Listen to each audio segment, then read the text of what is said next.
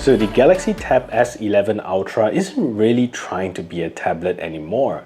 It's closer to a full-on laptop, just thinner, lighter, and more flexible. And every time I use it, I keep asking myself, do I really still need a laptop? Because this 14.6-inch AMOLED display is almost bigger than my 14-inch MacBook Pro and even wider. It's massive, if you can tell, but in a sleek kind of way. So to be honest, this tablet is ridiculously thin. Just 5.1 millimeters, thinner than most phones out there and even the new iPhone 17, solid with that aluminum frame, and the screen here is the real star. So this is a 14.6-inch dynamic AMOLED 2X display with a resolution of 2960 by 1848 and 120Hz refresh rate. So this thing is sharp, it's smooth, and easily one of the best displays you can buy right now.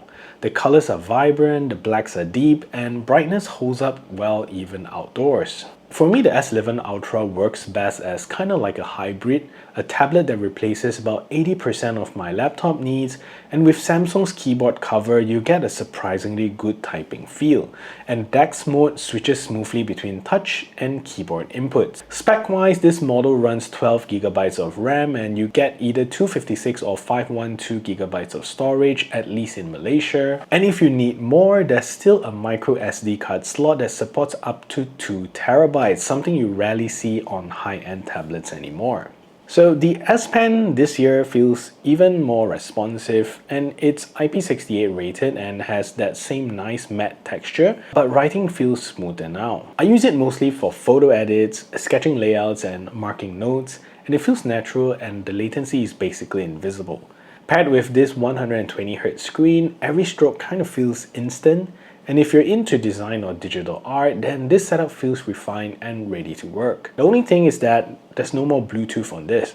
So let's talk about the cameras. And because this is one area where Samsung quietly improved things, you're gonna get a 13 megapixel main and as well as an 8 megapixel ultra wide on the back.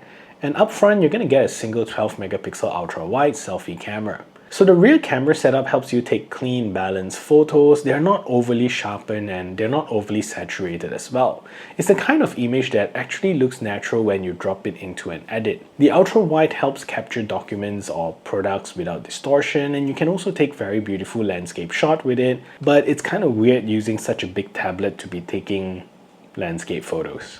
The focus here is fast even under mixed lighting, and the front camera has great color tone and exposure handling during video calls as well. And you can shoot up to 4K 30 frames per second on both front and rear, and it holds dynamic range surprisingly well. So it's not something that I'll shoot a video project on, but for meetings, content preview, or even B-roll on the go, this is totally usable. And battery life has been really solid for me. Inside there's an 11,600 mAh battery that comfortably lasts about full day of heavy use. And in my real world test, I got around 12 hours and 42 minutes of full screen on time at maximum brightness, which honestly is impressive for a display this size.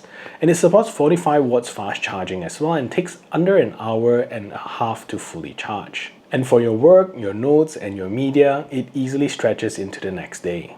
And at 695 grams, it's surprisingly easy to carry around, and you can slip this into your sling or your backpack and forget that it's even there. It's also IP68 rated, so technically you can dunk it into water, but the real use case here is still that if you spill coffee in it, you spill some water on it, it's fine with no issues. And I've been using it mostly in the office environment and replying to messages, editing my thumbnails, and even scripting videos like this one. It just fits nicely into that everyday workflow without feeling like an overkill. So the Galaxy Tab S11 Ultra doesn't really feel like a tablet anymore. It's a complete mobile workstation that happens to have a touchscreen. And if you're already in Samsung's ecosystem, then this makes perfect sense. But even if you're not, the display, the performance, and build kind of make it one of the most polished Android tablets out there right now. It's definitely expensive, but it delivers exactly what it promises. And honestly, I've been reaching for it more often than my laptop. If you find value in what you hear and like what you see, do subscribe to the channel and like this video. And if you want to check out other videos on my channel, click right over here, and I'll see you over at those videos.